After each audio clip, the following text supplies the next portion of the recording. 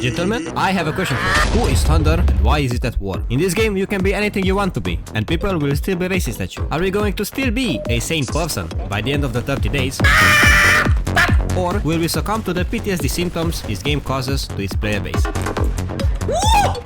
Sadly, there is only one way to find out. Researching in this game was basically like trying to teach a Romanian citizen that stealing is bad. Today we are going to become a 6th grade nerd because on a daily basis we will be forced to use complex mathematical theorems to calculate and visualize the perfect trajectory of our shells. It's a hard world and I'm going to make it even harder because today we are going to beat the game while maintaining our sanity. And unless you are part of the 99th percentile of the autism spectrum, you may enjoy this,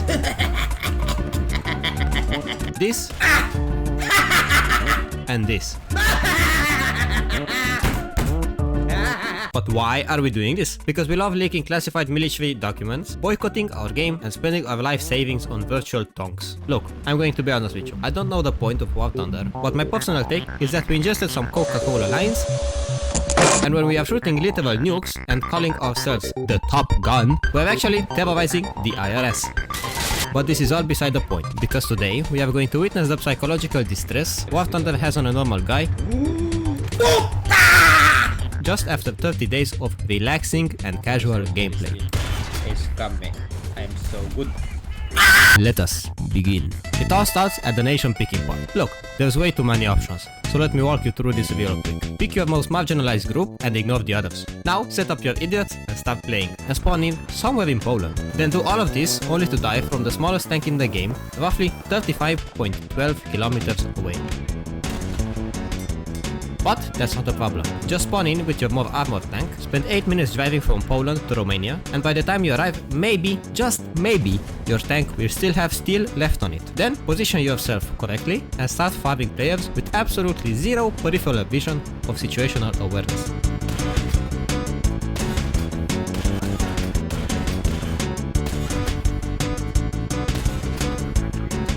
Or, if you somehow still manage to fuck this simple task up, spawn in with a plane and revenge gear him. You, my friend, just witnessed what 99% of this hellhole of a game feels and plays like. It was around the first couple of games that I started seeing this piece of shit everywhere I look. For the sake of simplicity, we will call this tank its historically accurate name.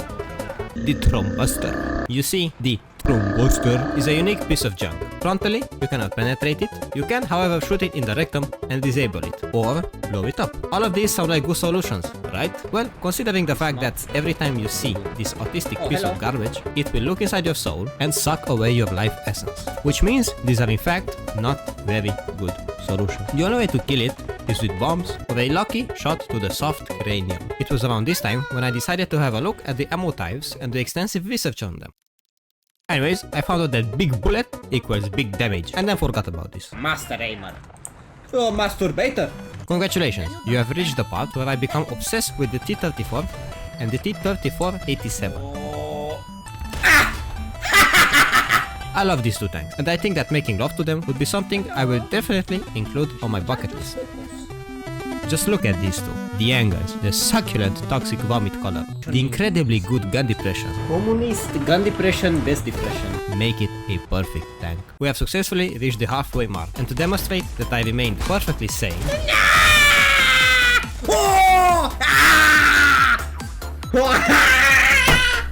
I contemplated even finishing the remaining 30 days. And you know me, I went on playing another excruciating 15 days, and thus began my journey to understand planes. Initiating escaping mode.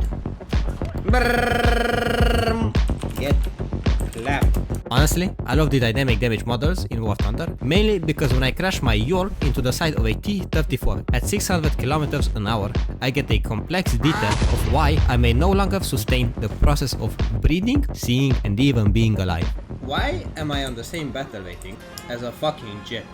Here we are, in the lovely Polish skies, unfiltered and unpolluted by the Second World War. You may be wondering, what is our next move? And to that I say, flying around for exactly 15 seconds, seeing a tank and diving straight into it, while trying not to die in the process. Oh wow! Look at that! Amazing success! For our next move, we will be decimating paper tanks from the skies for a solid 5 minutes. Whereby That's why they call it biplane. Guess it go bye-bye. 21 bullets and a dream. Pow! Oh! 17 bullets and another dream. Oh, whoa, whoa, whoa.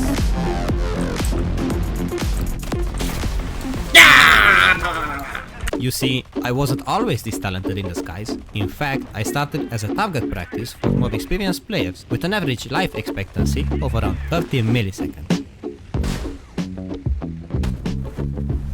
So far, we are at around day 20 and learned about the many mechanics of the game and how to hate them. Mainly, we studied mass genocide, mathematical formulas, and how soft Swedish tanks are. Going forward, the experience takes a massive turn and causes me to develop deep vein thrombosis, have a mental breakdown, This stupid dog freak. and quit the game at the end of day 30 with no significant progress. Well kids, what did we learn today about warthunder? Planes are absolutely terrifying, Uh oh, please, no kill. the stats of the thrbuster, and we even enjoyed some nice farming simulator gameplay. Will I be returning to this game in the near future? Well, if my doctor deems my mental health worthy of such suffering, then yes, most definitely. But until then, please help me get better at the game and teach me the ways. Now skedaddle.